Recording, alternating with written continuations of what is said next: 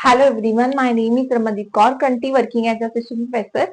तो कल हमने नया चैप्टर स्टार्ट किया था मनी। मनी चैप्टर के अंदर हमने पहला टॉपिक डिस्कस किया था बार्टर सिस्टम क्या होता है। बार्टर सिस्टम के हमने लिमिटेशंस पढ़े थे। तो आज हम पढ़ेंगे मनी का मीनिंग। मनी क्या होता है? जनरली मनी कुछ नहीं है, मनी की कोई भी स्टैंडर्ड डेफिनेशन नहीं है। मनी क्या होता है? एक मीडियम ऑफ एक्सचेंज है जिसके थ्रू मैं चीजों को एक्सचेंज कर सकती हूँ। एक स्टोर वैल्यू है जिसकी पेमेंट मैं फ्यूचर में कर सकती हूँ, उसको ही क्या बोला जाता है? मनी बोला जाता है। तो चार टर्म्स इंक्लूड होती हैं मनी के अंदर। Money is anything which is generally accepted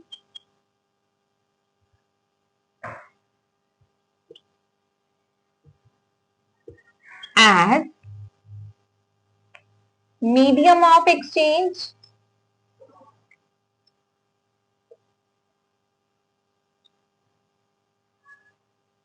as store value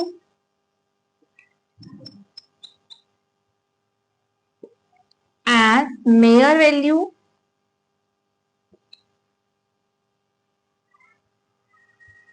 as deferred payment।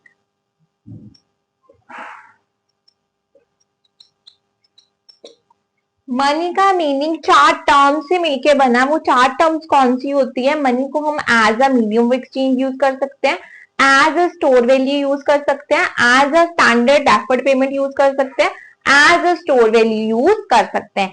तो मनी की डेफिनेशन आई थिंक सो आपको क्लियर होगी। इन चारों टर्म का प्लस क्या बनता है? मनी का मीनिंग बनता है। होपफुली आप लोगों को समझ आ गया होगा। अब हम पढ़ते हैं फंक्शंस ऑफ मनी।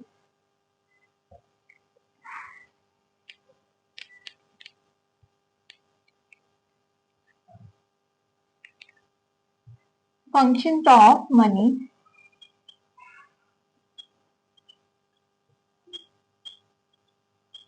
मनी दो फंक्शंस होते हैं मनी के। एक होते हैं प्राइमरी फंक्शन,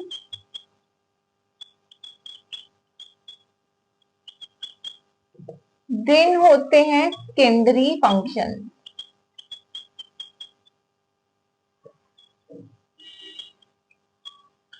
प्राइमरी फंक्शन दो होते हैं, medium of exchange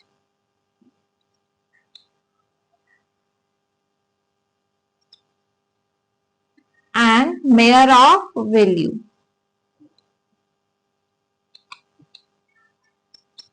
on the other hand इधर क्या होता है? डेफर्ड पेमेंट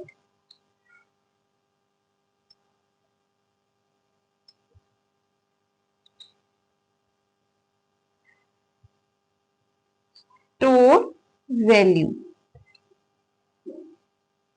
बेसिकली मनी के चार फंक्शन होते हैं, दो प्राइमरी होते हैं, दो सेकेंडरी होते हैं। तो पहले हम प्राइमरी फंक्शन डिस्कस करते हैं।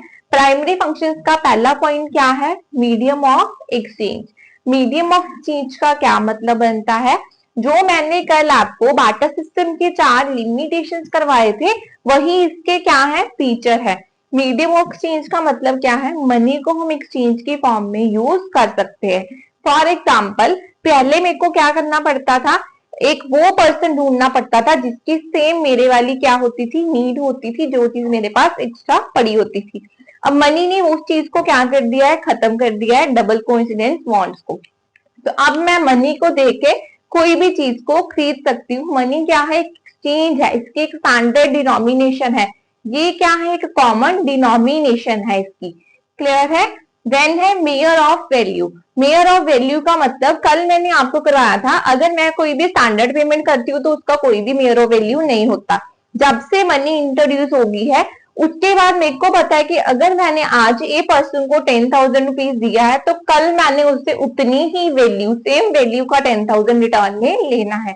तो ये क्या है? एक मेयर ऑफ वैल्यू है, कॉमन डिनोमिनेशन है। क्लियर है? देन है सेकेंडरी फंक्शन। सेकेंडरी फंक्शन का मतलब क्या है? Deferred payment. सेम मैंने आज आपको बोला है कि कल मैंने आपको वाटर सिस्टम करवाया था, उसके अंदर क्या था? अगर आज मैंने बासमती के राइस किसी को दिए हैं, फ्यूचर में मेरे को नहीं पता कि सेम राइस मेरे को रिटर्न होंगे या नहीं होंगे। लेकिन मनी की हेल्प से मैं फ्यूचर में सेम पेमेंट कर सकती हूँ, उसको क्या बोला जाता है, डैफर्ड पेमेंट्स बोला जाता है। आज मैंने ए पर्सन से 10,000 लिए हैं, 10 सालों के बाद मैंने उसको इंटरेस्ट के साथ उतने ही पैसे वापस कर देने हैं। क्लियर है। देन है स्टोर वैल्यू।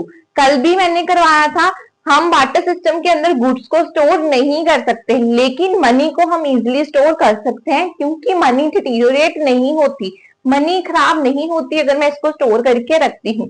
मनी को स्टोर करना भी क्या है, इजी है। होपफुली आपको मनी का मीनिंग समझ आ गया 5 मिनट के अंदर अंदर, और इसके फंक्शन समझ आ गए। अब इस चैप्टर का लास्ट टॉपिक बचा है money supply and its measures, जो हम कल डिस्कस करेंगे। Thank you. Kindly like, share, subscribe for handwritten notes. Subscribe Telegram channel Commerce Audition 07. Thank you.